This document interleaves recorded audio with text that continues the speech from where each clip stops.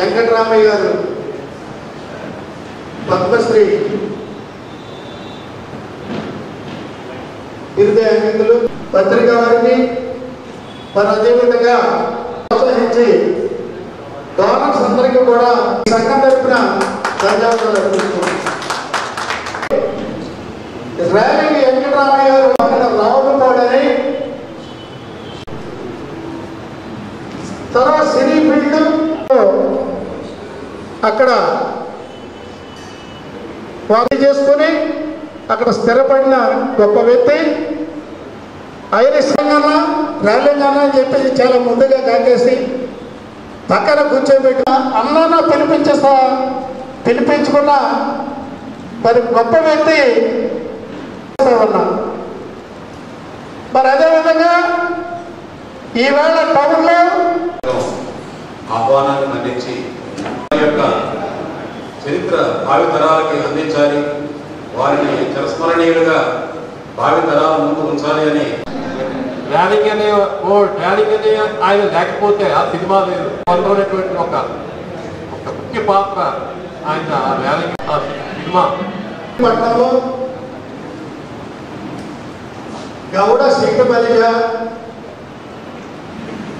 సంక్షేమ సంఘం ఆధ్వర్యంలో గోదావరి కట్టిన ఆయన విగ్రహాన్ని 19 కొద్దిగా 9:30కి ఓపెనింగ్ పెట్టడం జరుగుతుంది. దానికి గౌరవనీయుల మిత్రులు మంత్రి గారి దుర్గేశ్వర చేతుల మీదుగా ఈ కార్యక్రమం జరుగుతుందని చెప్పేసి సందర్భంగా మనం చేసుకుంటున్నాం. అదేవిధంగా ఆదిరెడ్డి వాసు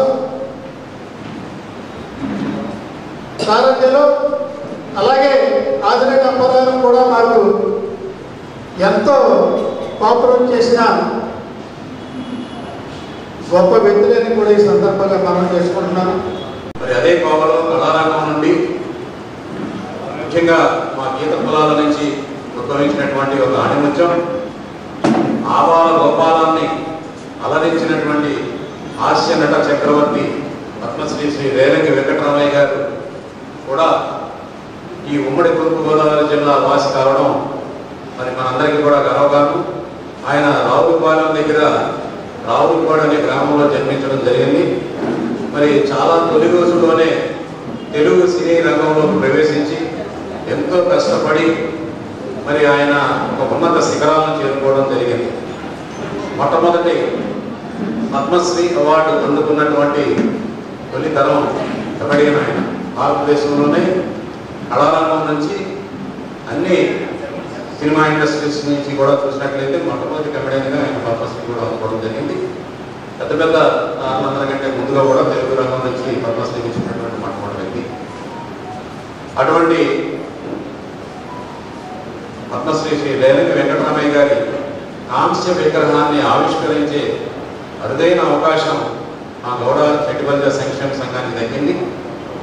ఆ అవకాశం ఈ సంఘానికి దక్కడానికి ముఖ్య కారణమైనటువంటి మా సంఘీయులైనటువంటి సహకరించినటువంటి దాతలందరికీ కూడా ముందుగా పత్రికాముఖంగా పేరు పేరున నా హృదయపూర్వక నమస్కారాలు, ధన్యవాదాలు తెలియజేసుకుంటున్నాను.